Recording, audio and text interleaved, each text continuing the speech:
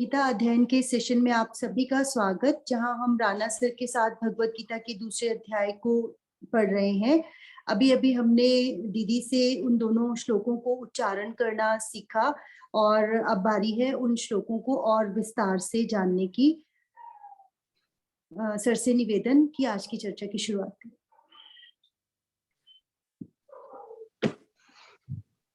वसुदेव सुतं देवं कंस चाणूरमर्दनं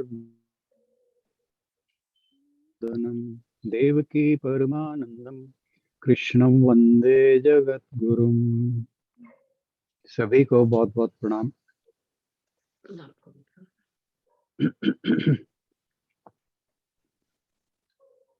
पिछले श्लोक में हमने व्यवसायत्मिका और अव्यवसायत्मिका बुद्धि के बारे में जाना कि दो तरह के लोग होते हैं।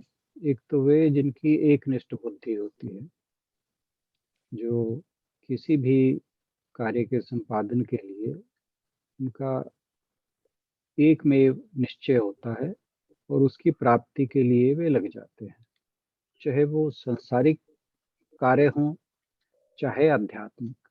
जो आध्यात्मिक व्यक्ति है उसका एक ही लक्ष्य होता है और वह है भगवत प्राप्ति, जिसे हम निर्वाण, मोक्ष या लिबरेशन, एनलाइटनमेंट बहुत नामों से जानते हैं।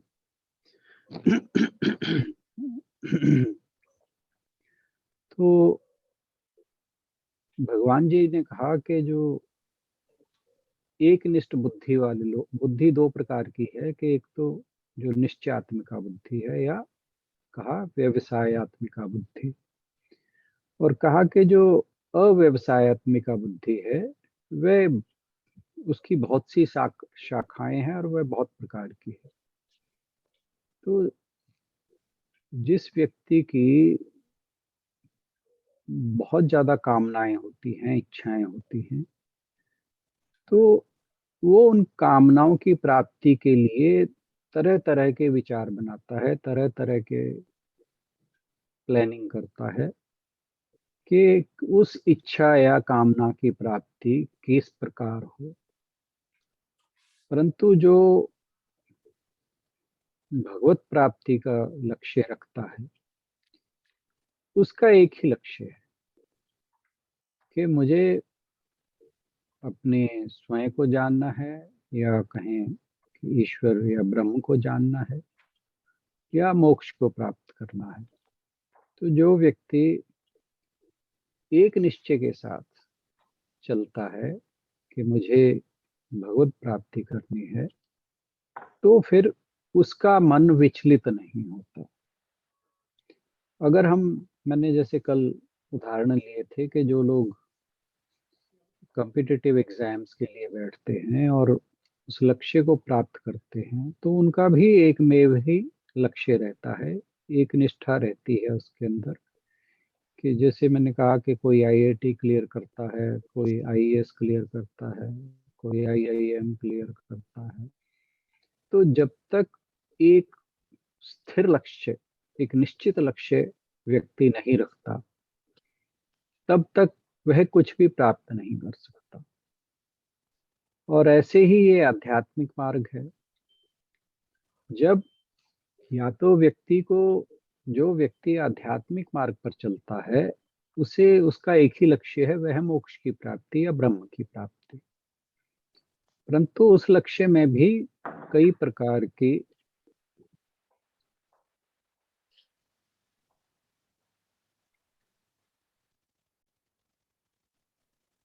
यह बताया जाता है कि उस लक्ष्य में भी कई प्रकार की सिद्धियां आती हैं, और बहुत से लोग ऐसे होते हैं जो उन सिद्धियों के चक्कर में ही लग जाते हैं।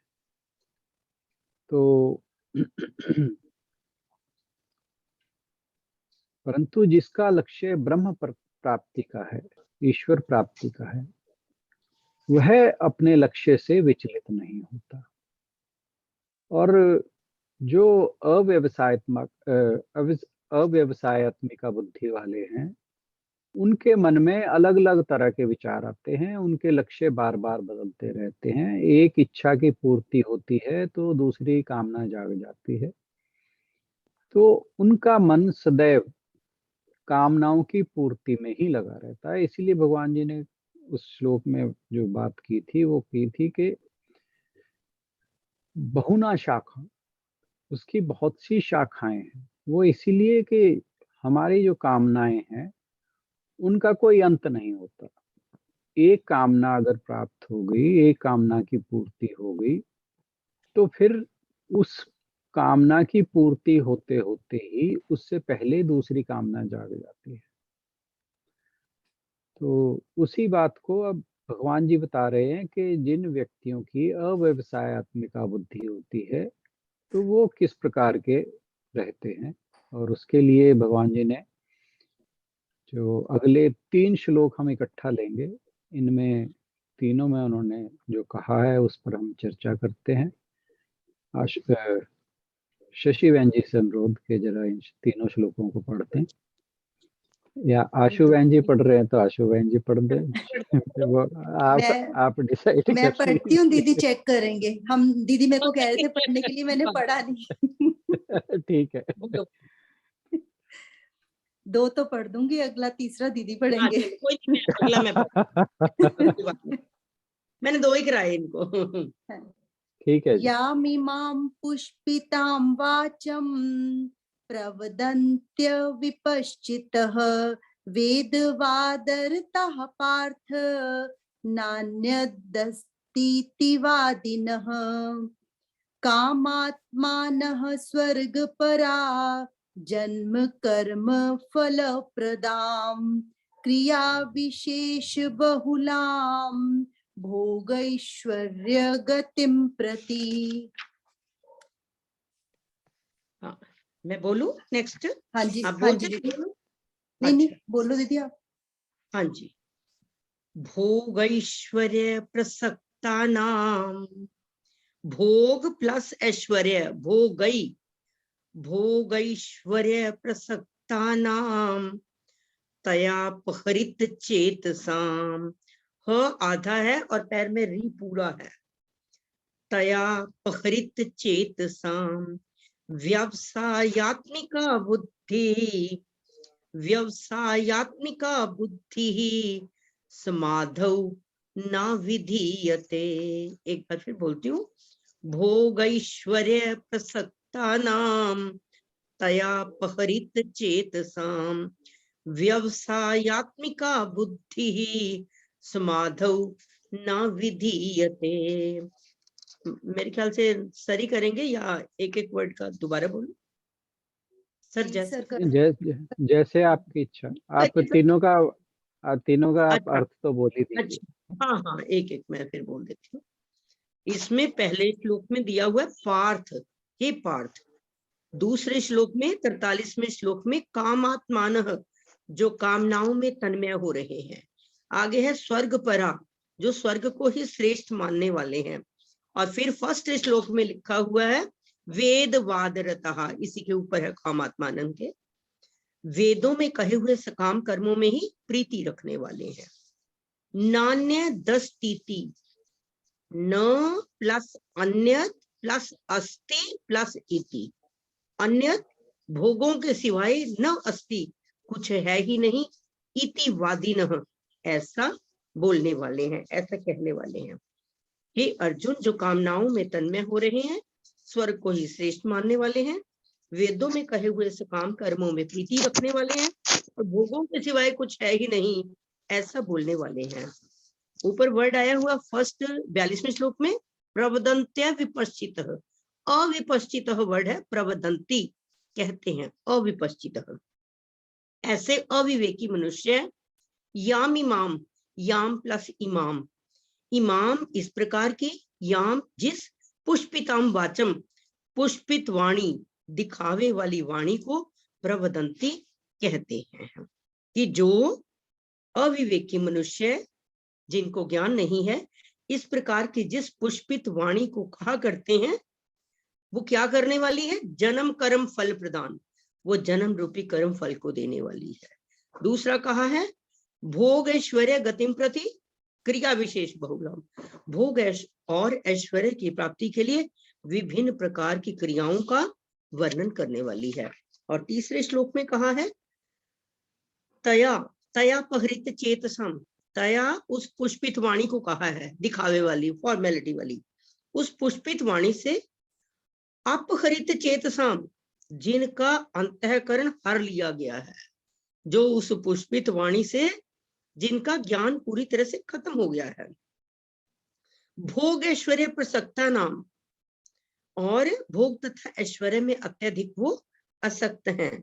समाधौ, समाधु का मतलब परमात्मा में व्यवसायत्मिका बुद्धि ना विधीयते, उनकी परमात्मा में एक निश्चय वाली बुद्धि नहीं होती। उस पुष्पित वाणी से जिनका अंतःकरण हर लिया गया है, भोग और ऐश्वर्य में जो असक्त हैं, परमात्मा में उनकी एक निश्चय वाली बुद्धि नहीं होती। आगे Rana sir ji, thank you.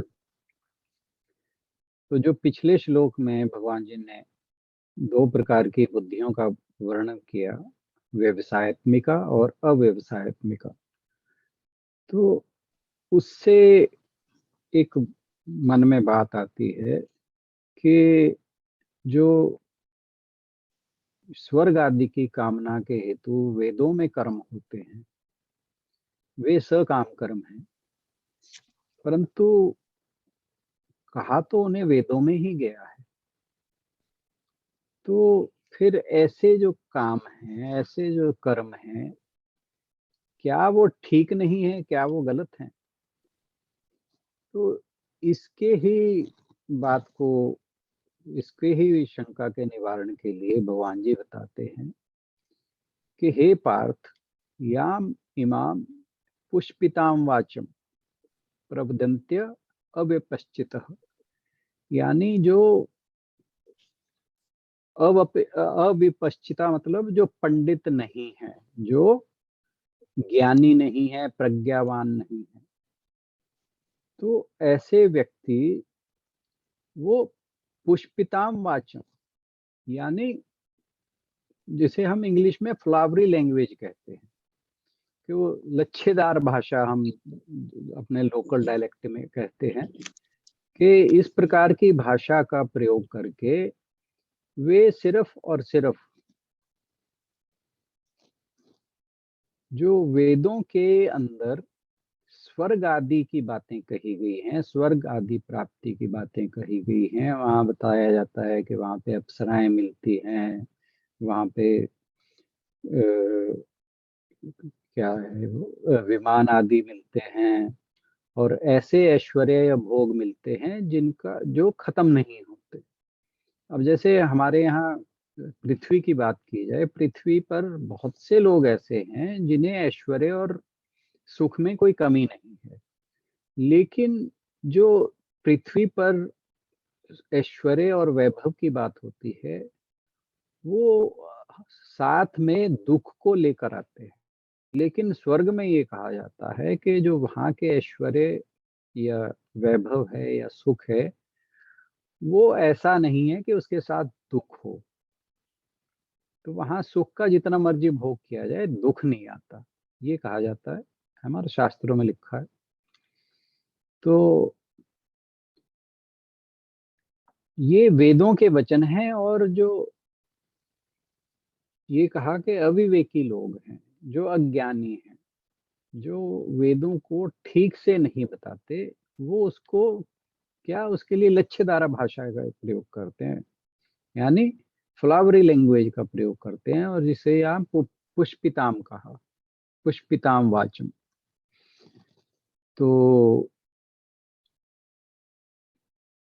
अब जो इस प्रकार के वो लोग हैं, उनके मन में हमेशा सिर्फ कामना ही रहती है, क्योंकि जो इस तरह की बातें अविवेकी लोग या जिन्हें पूर्ण ज्ञान नहीं है, वेदों का पूर्ण ज्ञान नहीं है, वो इस तरह की बातें करते हैं और ये इस तरह की भाषा का प्रयोग करते हैं कि लोगों के मन में कामनाएं जागें, और वो जो इस तरह के लोग हैं वो सदा बस इसी बात की भाषा कहते हैं कि अगर हम ये कर्म करेंगे, ये वाला यज्ञ करेंगे, इस प्रकार के हमारे पूजा पाठ या दान आदि करेंगे, तो हमें इस प्रकार के स्वर्ग में हमारे भोग या ऐश्वर्य प्राप्त होंगे। और भी वेदों में ऐसी भी बातें कही गई हैं कि अन्न की प्राप्ति के लिए कि खेतों में वर्षा हो जाए जिससे अन्न की वृद्धि हो, पुत्र आदि की कामना, धन आदि की कामना, इस प्रकार के वेदों में बातें कही गई हैं जिनसे जो कर्म कांड कहा गया है इनको, ये कर्म कांड का पार्ट है। और उसमें कहा गया है कि अगर इस तरह के कर्मों का संपादन करते हैं तो फिर उनसे ये सुख मिलते हैं। और इसके लिए बड़ी जो वो कहा ना क्या कि पुष्पिताम्र के जो फ्लावरी लैंग्वेज है उसका यूज किया गया है। और फिर कहा कि ये जो लोग हैं ये सिर्फ स्वर्ग प्रायण होते हैं, इनके मन में सिर्फ स्वर्ग के ऐश्वर्य भोग आदि की इच्छा रहती है और ये भगवत प्रायण नहीं होते, यानी भगवत प्राप्ति या कहें मोक्ष प्राप्ति या ब्रह्म प्राप्ति इनका लक्ष्य नहीं होती। तो उसका कारण ये है कि कहा कि जन्म कर्म फल प्रदाम क्रिया विशेष बहुलाम, यानी जन्म और कर्म के फल देने वाली नाना प्रकार की क्रियाएं ही मुख्य जानकर ये किया करते हैं। कि जो इस तरह के लोग हैं, तो जब कोई व्यक्ति के अंदर इच्छा जागती है तो एक किस्म से ये कहें, अब जैसे मान लीजिए किसी ने कार लेनी है, तो एक प्रकार से उसकी इच्छा जो कार लेने की है, अब वो सारा का सारा उसका ध्यान उस कार को कैसे प्राप्त किया जाए उसके लिए हो जाता है। तो ये एक किस्म के उसका एक नया जन्म हो गया, वो एक नया व्यक्ति बन गया और उसका सिर्फ एक ही लक्ष्य है कि मैंने कार लेनी है। और जब तक उसके पास कार आती है तब तक उसके अंदर और इच्छाएं जाग जाती हैं, यानी और नए नए जन्म जो हैं उसके हो जाते हैं, मतलब उनके लिए वो शुरू हो जाता है कि एक नया व्यक्ति एक नई इच्छा के साथ नया व्यक्ति बन जाएगा वो। जैसे अब कार आ गई तो हो सकता है कि कल को उसको आए कि बड़ी कार आ जाए, बड़ी कार आ जाए तो प्राइवेट जेट आ जाए, तो उस वो एक नए व्यक्ति के रूप में उसका बार बार जन्म होता रहता है। और उसके लिए वे नए नए प्रकार के जो वेदों में कर्म कहा गया है करने के लिए, तो वो सारे के सारे जितने भी कर्म हैं वे फल की प्राप्ति के लिए होते हैं। और इन फलों को भोगने के लिए फिर बार बार स्वर्ग में जाना, फिर जब वो उसका भोग समाप्त हो गया, उन फलों को भोग लिया, फिर वापस पृथ्वी पर आएगा। ये हमारे शास्त्रों में कहा गया है। हालांकि कुछ जो कमेंटेटर हैं उन्होंने यह भी कहा है कि जो स्वर्ग है वो कहीं दूर आकाश में नहीं है, वो ऐसा ही है कि आने वाले समय में एक ऐसी स्थिति है जो आने वाले समय में आएगी। और उसमें होता क्या है कि जब हम एक ऐसे समय की कल्पना करते हैं कि जो आने वाला समय हमारा सुखमय होगा, जिसमें हमें और अच्छे अच्छे भोग प्राप्त होंगे, उसके चाह में हम जो अपना वर्तमान है उसे भी खराब कर लेते हैं, उसे भी हम जी नहीं पाते जो हमें ठीक से जीना चाहिए। तो कुछ कमेंटेटर्स ने इसको ऐसे भी लिखा है और कुछ ने ये लिखा है कि वो जब स्वर्ग में जाते हैं तो फिर जब उन जो कर्म के फल हैं उनको भोग लिया जाता है, उसके बाद उनका फिर पृथ्वी पर जन्म होता है। तो ये बार बार जो जन्म मरण का चक्कर है वो चलता रहता है। और यही कारण है कि ये जो जितने भी सकाम कर्म करने वाले लोग हैं ये स्वर्ग प्रायण रहते हैं, मतलब एक आने वाले समय में सुख और ऐश्वर्य या वैभव की इच्छा, उनके भोगों की इच्छा, लेकिन इनका कभी भी भगवत का स्वरूप जानने का, ब्रह्म का स्वरूप जानने का, आत्मज्ञान को प्राप्त करने का, ये ना तो इनका लक्ष्य रहता, ना ही इनको इस चीज की प्राप्ति होती, क्योंकि इनकी जो क्रियाएं हैं, कर्म हैं, वो सिर्फ भोग और ऐश्वर्य में ही तक ही सीमित है। और इनको अविपश्चित, यानी जिनका, या ये कह सकते हैं हम कि ये विचारहीन लोग हैं। तो क्यों? क्योंकि इन्हें भगवत प्राप्ति का या ईश्वरीय प्राप्ति का उसका विचार ही नहीं आता। इनका विचार सिर्फ और सिर्फ भोगों की प्राप्ति है। अब जिन लोगों का सांसारिक भोग और ऐश्वर्य इसमें ही आकर्षण रहता है, तो वो वेदों के भी सिर्फ, क्योंकि अब ऐसा तो नहीं कि वेदों के अंदर सिर्फ कर्मकांड ही दिया हुआ है। जो वेदों का अंतिम भाग है वह ज्ञान कांड है। मेन पार्ट तो उसका कर्मकांड है, लेकिन जो अंतिम भाग है जिसे वेदांत कहा गया है वह ज्ञान कांड है। जो आत्म संबंधी, आत्मा संबंधी, आत्म स्वरूप संबंधी या ब्रह्म संबंधी ज्ञान है, वे सारा का सारा वेदांत यानी जो उपनिषदों में लिखा गया है वह ज्ञान है। परंतु जो इस प्रकार के अव्यवसायत्मिका बुद्धि वाले लोग हैं, उनकी कभी वेदांत में या ये कहें कि जो ब्रह्म संबंधी ज्ञान है उसमें कभी रुचि नहीं रहती। उन्हें सिर्फ यही रहता है कि अपने जीवन काल में जितना ऐश्वर्य भोग सकें, जितने सुख प्राप्त कर सकें, जितना वैभव प्राप्त कर सकें, जितना धन इकट्ठा कर सकें, जितनी सुख संपत्ति अपने लिए अर्जित कर सकें, वो उसी में ही लगे रहते हैं। और उनकी यह भी इच्छा होती है कि हमारे मरने के बाद हमें स्वर्ग की प्राप्ति हो, ताकि जो हमारे ये ऐश्वर्य वैभव है वो उसके भोग बने रहें, मृत्यु के बाद भी बने रहें। और परमात्मा को जानना, ब्रह्म को जानना उनका कभी भी लक्ष्य नहीं रहता। वे अगर मंदिर आदि जाते हैं, तीर्थ आदि जाते हैं, तो वहां भी केवल ऐश्वर्य की प्राप्ति, स्वर्ग आदि की प्राप्ति की इच्छा के लिए जाते हैं, आध्यात्मिक लाभ के लिए नहीं जाते। और उनकी रुचि हमेशा कर्म कांड में ही रहती है। फिर आया कि भोग ऐश्वर्य प्रसक्ता नाम तथा चेत साम, यानी भोग और ऐश्वर्य में आसक्त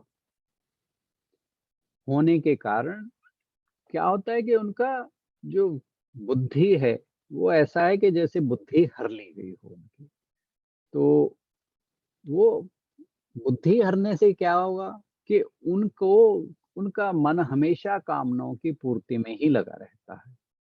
और इसी कारण फिर कहा व्यवसायत्मिका बुद्धि समाधौ न विधीयते, यानी उनकी एक निष्ठ या निश्चयात्मिक बुद्धि समाधि, समाधि का मतलब क्या है? ब्रह्म की प्राप्ति, उस ईश्वरीय तत्व को जानना, शाश्वत तत्व को जानना, उसके वो योग्य ही नहीं रहते। क्यों? क्योंकि वे जो भोग और ऐश्वर्य हैं उसमें इतने आसक्त रहते हैं कि उन्हीं में ही मोहित रहते हैं, और उसी के लिए वो हट करते हैं कि मुझे तो इस चीज की ही प्राप्ति करनी है। तो उनकी जो समाधि की प्राप्ति की योग्यता है वो नहीं रहती, उनमें निश्चयात्मक बुद्धि नहीं आती। और फिर इसी कारण वे भगवान को जानने में, ब्रह्म को जानने में, उसके लिए योग्यता उनकी कभी नहीं होती। तो फिर कहा कि हे अर्जुन, तुम इसलिए निष्काम होकर, क्योंकि जब हम सकाम होकर काम करते हैं तो उन कर्मों को, उन कर्मों के फल, अगर अच्छे कर्म कर रहे हैं तो उनके फल, जो फल होंगे वो पुण्यदायक होंगे, तो उससे सुख आदि या जैसे स्वर्ग आदि की बात हो रही है तो वो मिलेंगे। और यहाँ कहा कि तुम निष्काम होकर, ये जो बातें अर्जुन को समझाई जा रही हैं वो इसलिए समझाई जा रही हैं कि उसे कर्म योग की तरफ कैसे ले जाया जाए, ताकि वह निष्काम कर्म होकर जो इस समय उसके सामने जो उसका स्वधर्म है वो है युद्ध के अंदर अधर्म के विपरीत उसके विपक्ष में लड़ना।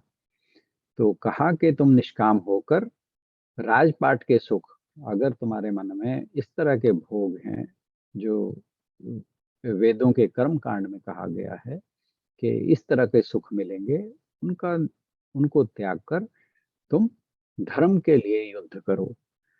और क्योंकि जो कर्म योगी होता है वो फल की इच्छा छोड़कर सिर्फ और सिर्फ जो धर्म का लक्ष्य है उसे प्राप्त करने के लिए जुट जाता है, और उसी में वो निश्चयात्मिका बुद्धि के साथ लग जाता है कि जो उसका कर्म है वो एक निष्ठ हो जाता है। वो एक, जिसे हमने कल बात की थी, सिंगल पॉइंटेड डिटर्मिनेशन, उस डिटर्मिनेशन के साथ वो काम करता है। और जो अविवेकी व्यक्ति है या सकाम कर्मों में लिप्त है, उसकी बुद्धि कभी स्थिर नहीं होती।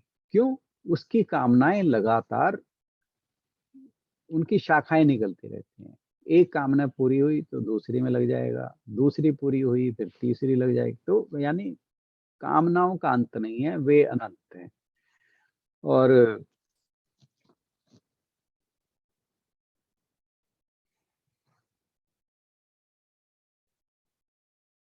फिर कहा कि ये सारी बातें समझाई गई हैं अर्जुन को, जो भगवान जी ये तीनों श्लोकों में बताया है उनको, वो सारी सिर्फ इसलिए बताई जा रही हैं कि उसके मन में समता का ख्याल बना रहे।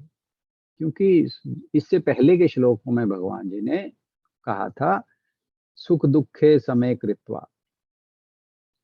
तो जब तक समत्व का भाव नहीं आएगा तब तक निश्चयात्मिका बुद्धि नहीं हो पाएगी। निश्चयात्मिका बुद्धि का जो भगवान जी उसको शिक्षा दे रहे हैं वो इसीलिए ताकि वह निष्काम कर्म करे।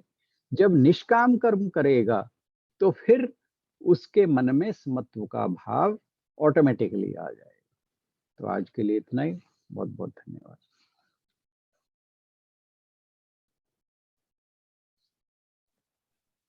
थैंक यू सर आज की एक्सप्लेनेशन के लिए।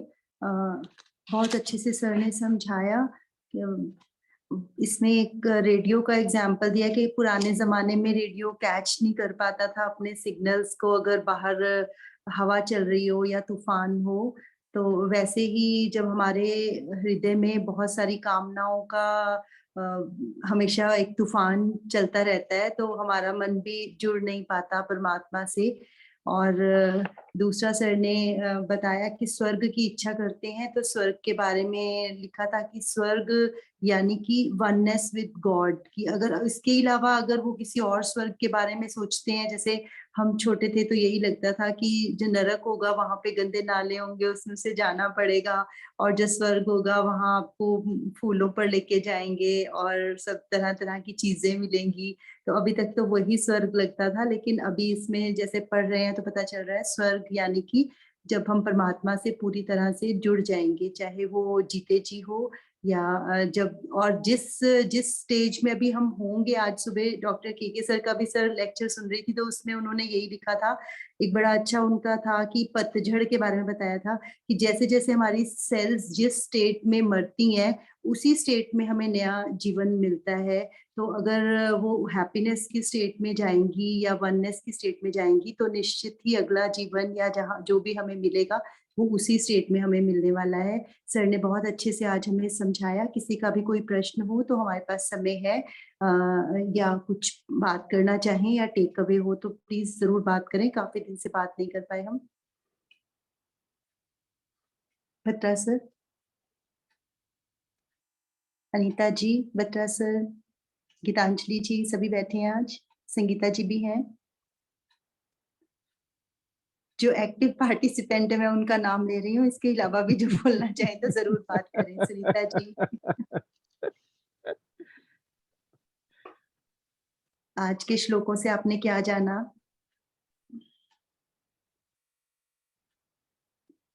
या तो सब कुछ जान लिया है या कुछ भी नहीं जाना।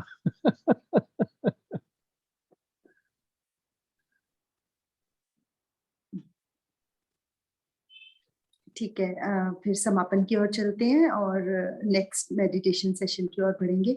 सर से निवेदन की समापन की ओर ले चलें।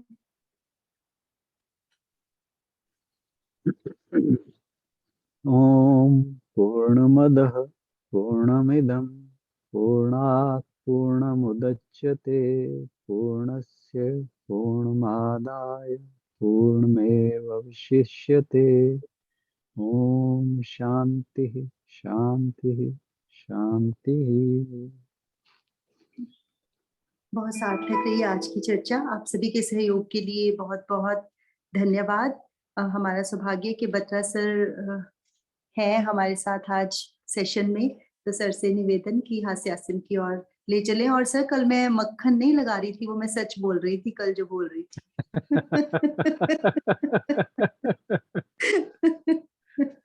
आप म्यूट है सर।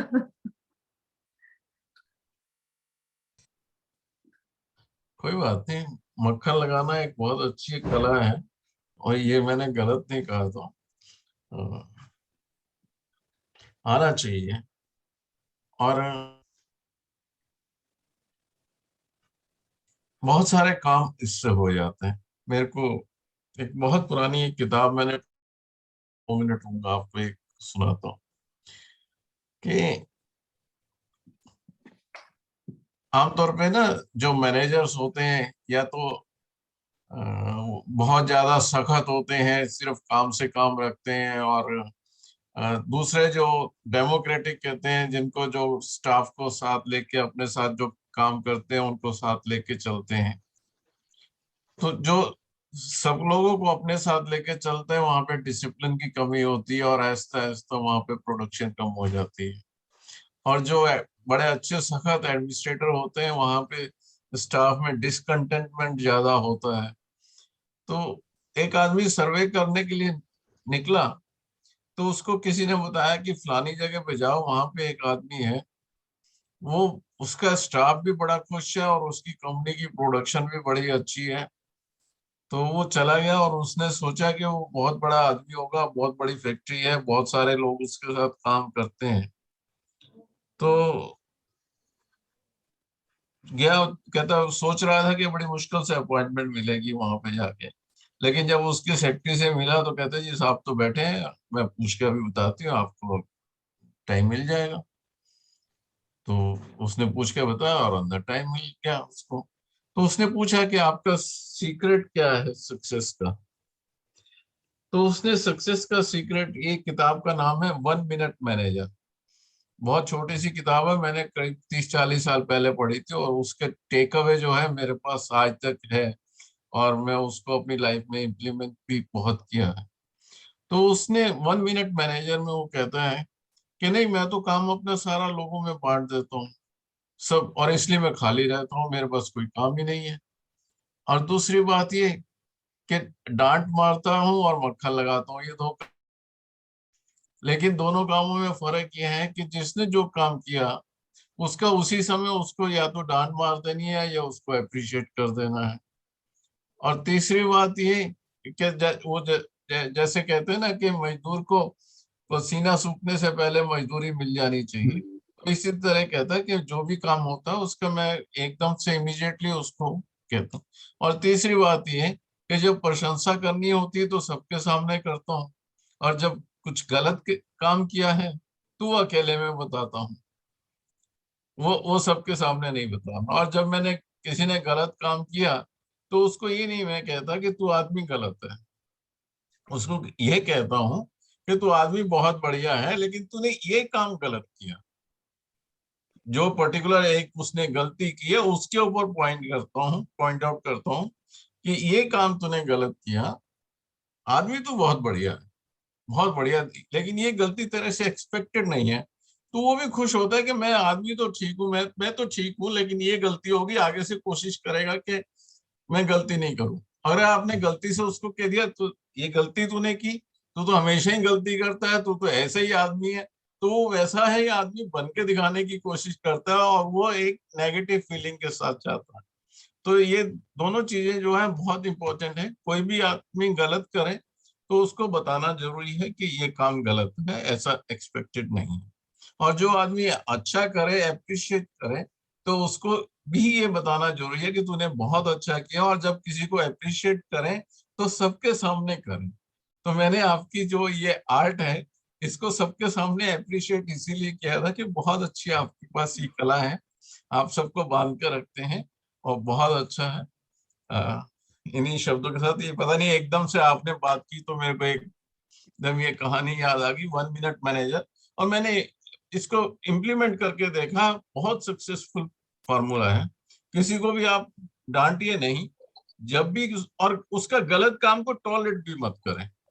जहां गलती की है वहां पे बताएं कि ये गलत किया, लेकिन डांटना नहीं है, ये बताना है कि ये गलत है, this was not expected of you, बस। तो इसी शब्दों के साथ, बहुत दिन हो गए खुल के हंसे नहीं हम लोग हैं, एक लंबा गहरा। मैं विटनेस हूँ बत्रा जी की इस बात की, क्योंकि मैंने इनको ऐसा ही देखा है। इस स्टोरी को इम्प्लीमेंट करते मैंने इनको देखा है, मैं विटनेस हूँ। हाँ, नहीं, जिन लोगों ने भी बत्रा सर के साथ काम किया है तो उनसे, मैं तो खैर अभी 3-4 साल ही हुए हैं बत्रा सर से मिले, लेकिन उससे पहले जो लोग जानते हैं हमेशा उन्होंने यही कहा कि बत्रा सर ने अपने पूरे स्टाफ को जहां कहीं भी गए हमेशा बांध के रखा है। और हमारा सौभाग्य कि हमें भी सर से वो गुर सीखने का मौका मिल रहा है। Thank you so much sir. इतना ज्यादा बांधा है कि अभी तक बंधे हुए हैं।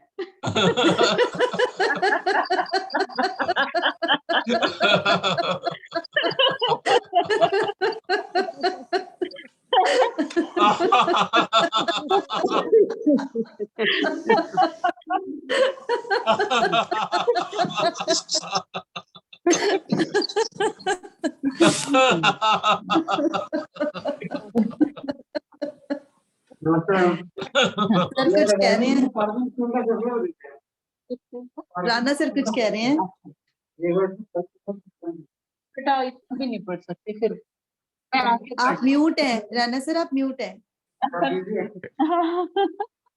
क्या है क्या? मैं ये कह रहा था, मैंने कहा इतना जकड़ के बांध रखा है कि उसे छूटने के लिए गीता पढ़नी पड़ती है। गाड़ी नहीं है क्या, तो मैंने तो पढ़ लिया, ये साइन करवा।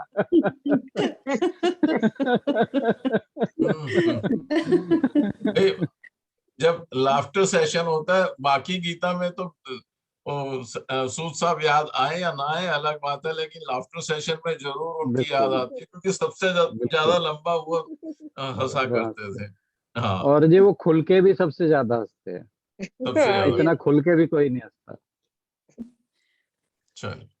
चलिए, बहुत बहुत प्रणाम सभी को। कल मिलते हैं नेक्स्ट सेशन के साथ, और अब एक ब्रेक के बाद चलते हैं मेडिटेशन की ओर।